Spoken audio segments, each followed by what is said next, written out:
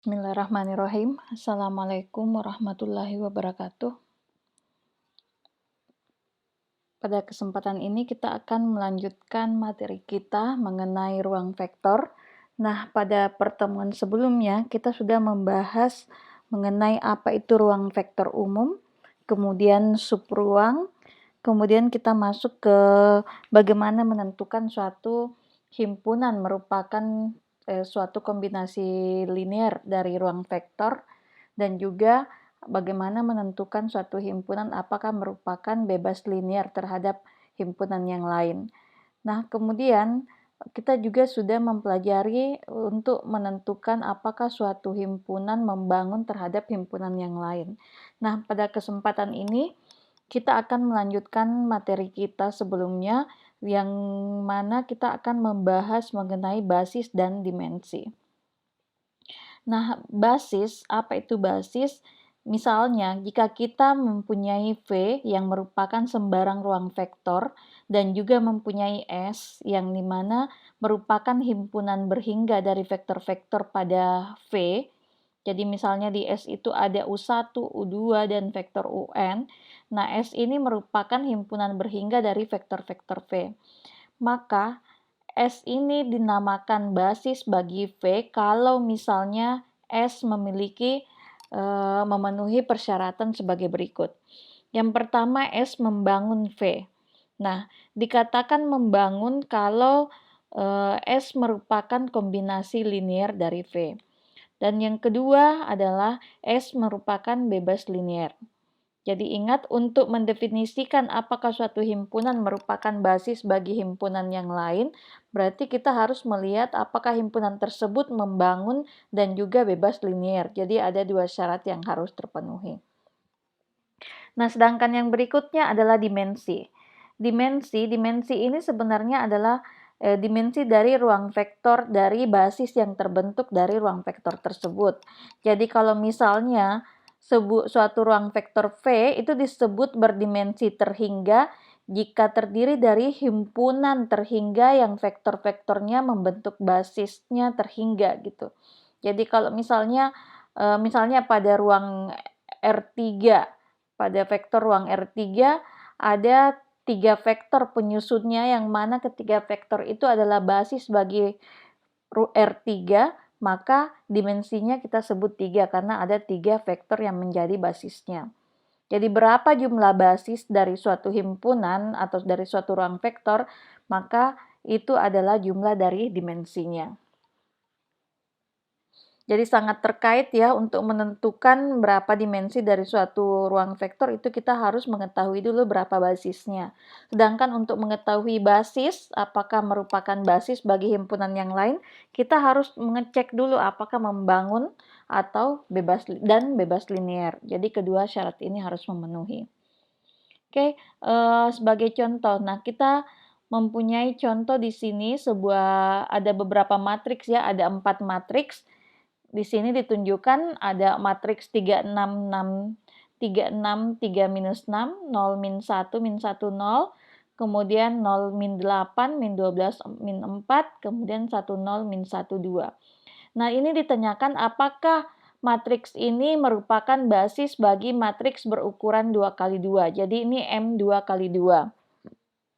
Nah, untuk mengecek apakah merupakan basis bagi matriks yang lain, maka kita harus bisa membuktikan pertama matriks tersebut merupakan kombinasi linear.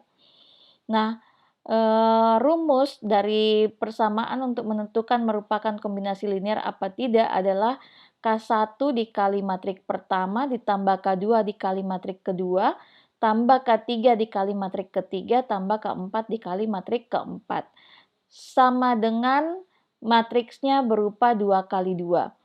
Nah, hasilnya adalah matriks 2 kali 2 karena yang kita mau uji apakah merupakan basis dari matriks 2 kali 2. Jadi kita ambil sembarang matriks 2 kali 2 di mana untuk elemennya atau komponennya itu ada A, B, C, D karena tidak diketahui ya komponen pastinya. Jadi kita pakai koefisien.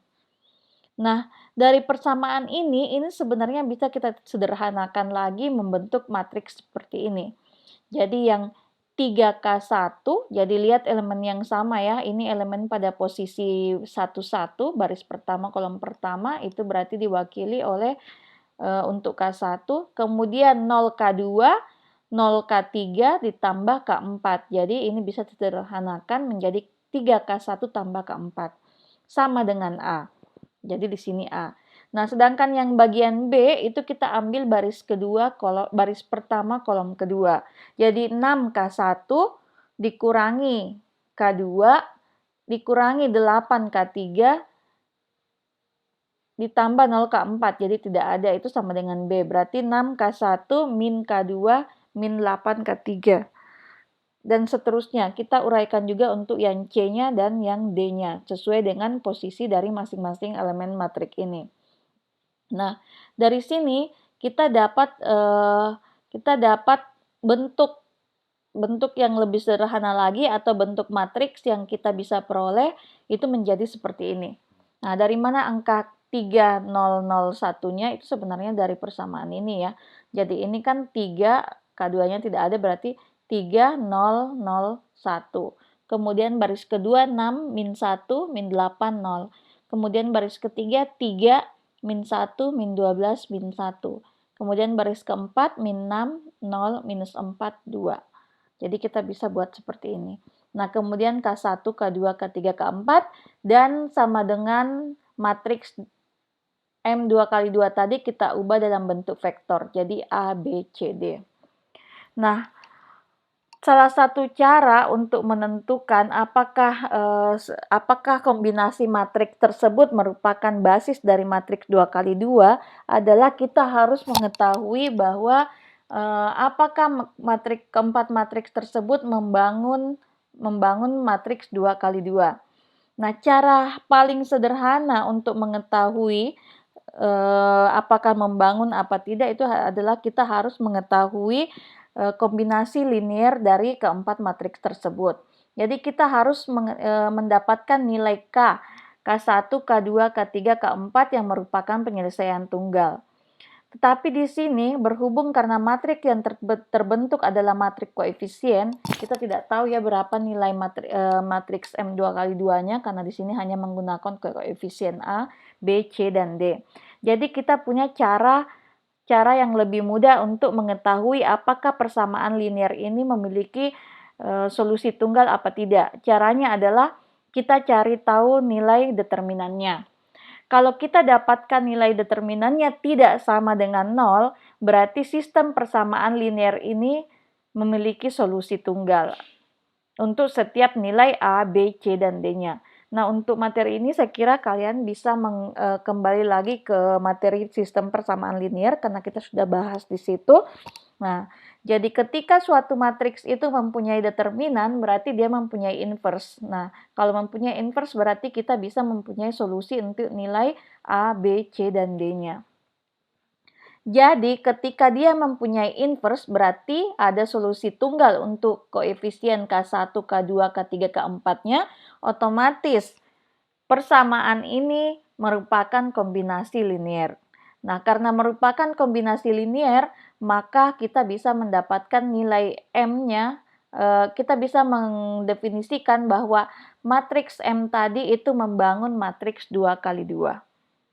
Nah, di sini bisa didapatkan bagaimana cara mencari determinannya. Saya kira kalau kita sudah memiliki ukuran lebih dari, ini kan ukurannya 4 kali 4 ya, kita mau cari determinannya. Nah, cara termudahnya kita melakukan OBE.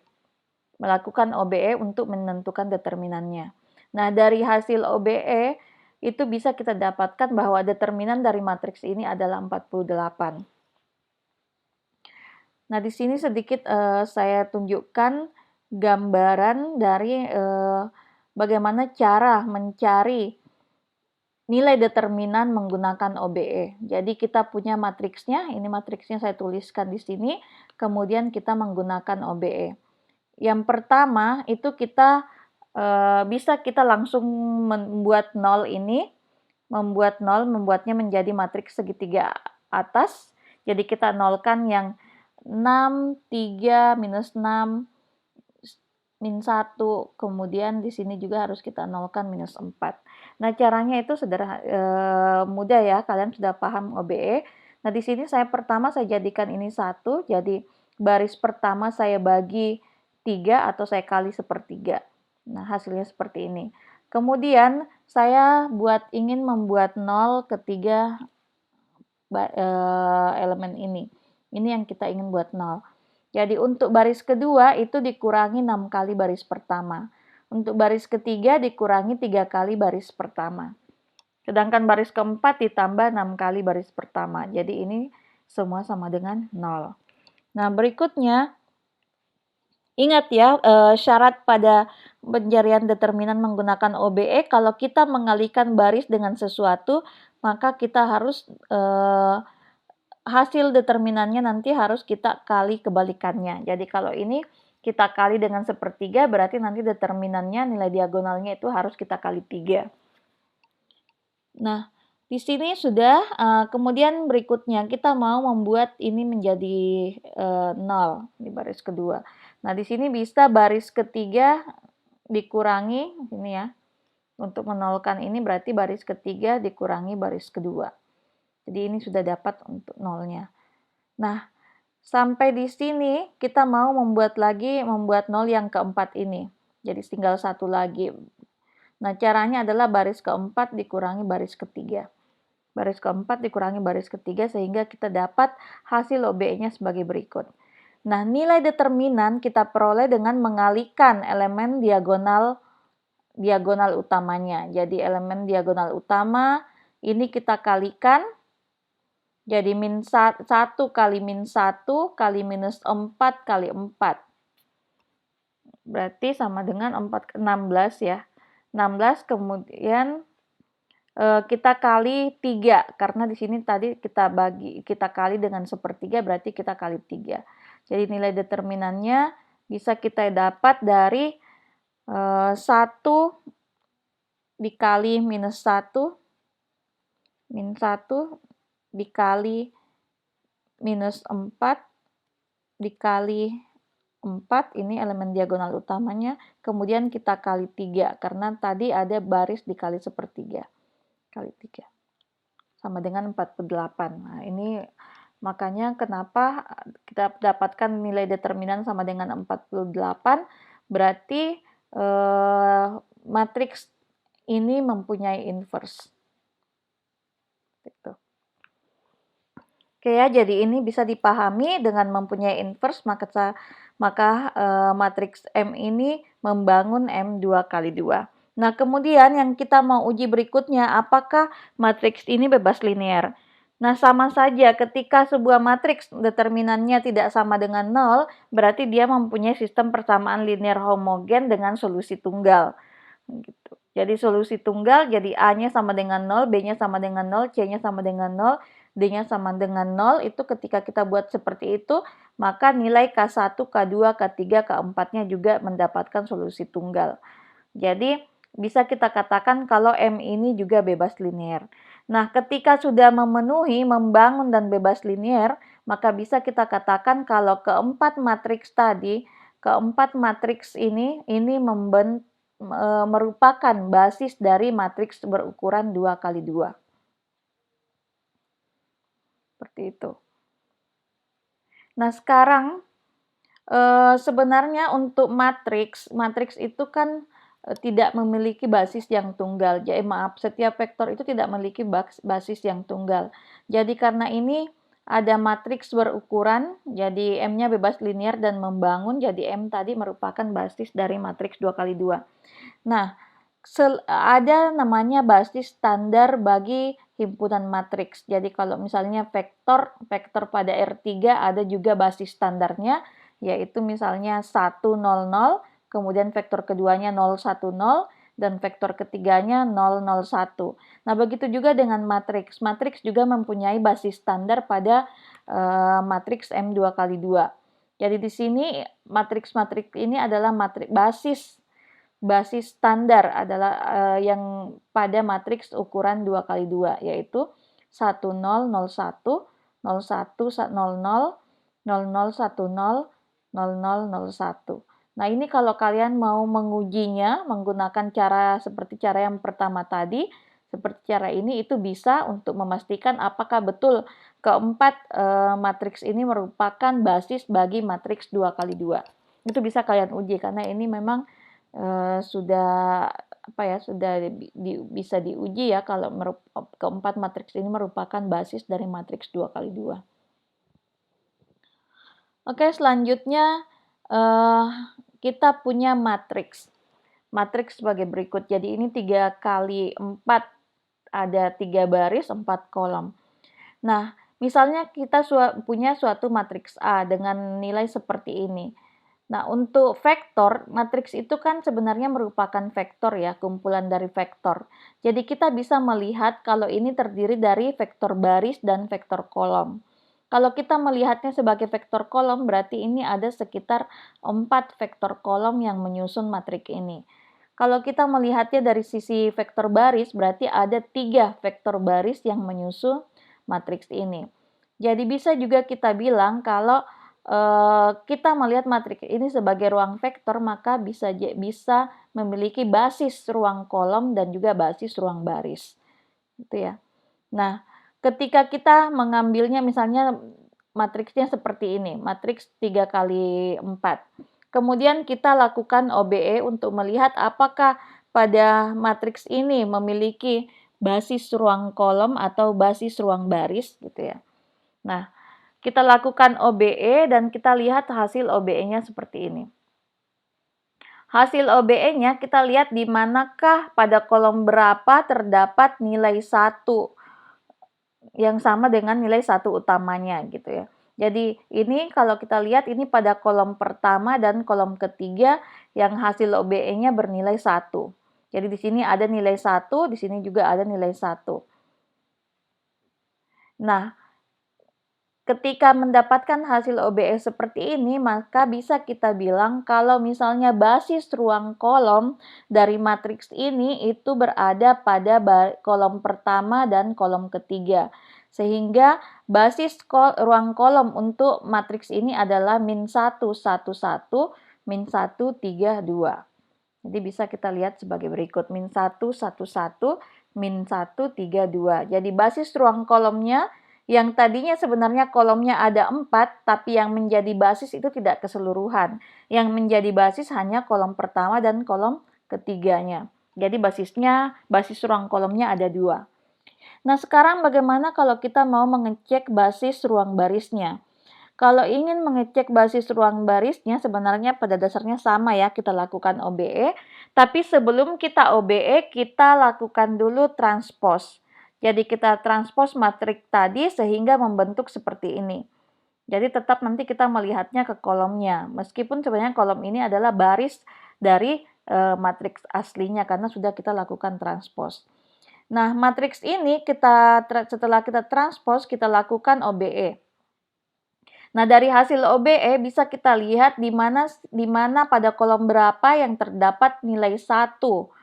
Pada kolom berapa yang terdapat nilai 1 seperti aslinya gitu ya, seperti matriks awalnya. Nah, kita lihat pada kolom pertama dan kolom kedua. Berarti pada nilai maka nilai min 1, min 2, min 1, 1 dengan 1, 2, 3, min 1.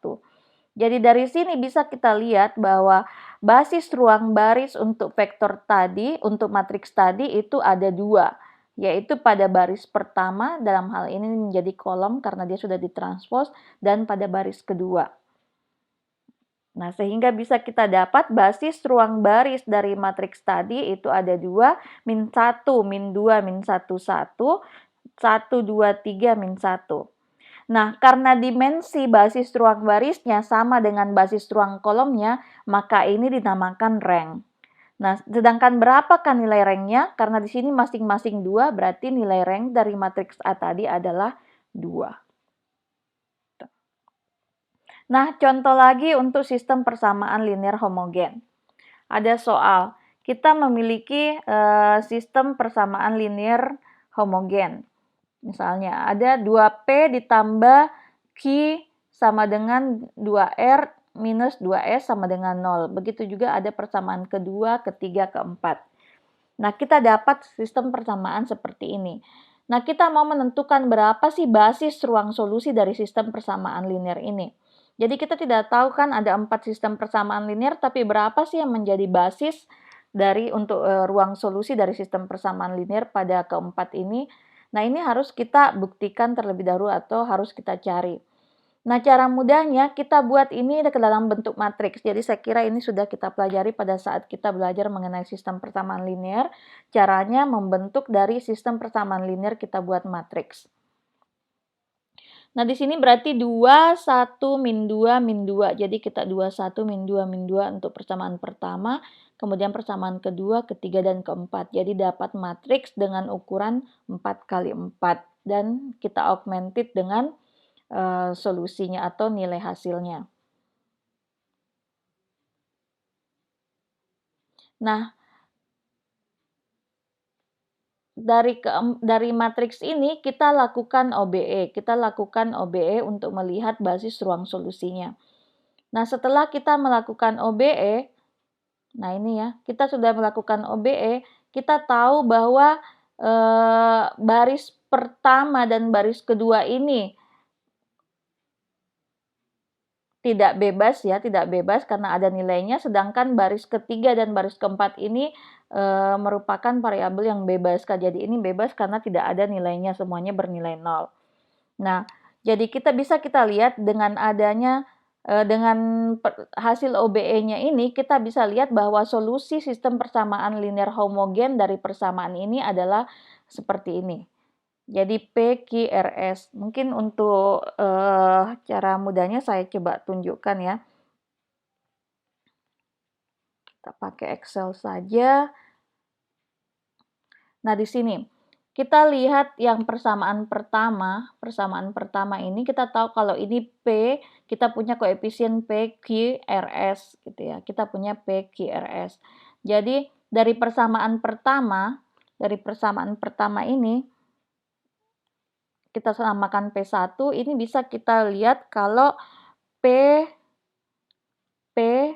dikurangi, ini kan berurut ya, PQRS, berarti P min S itu sama dengan 0.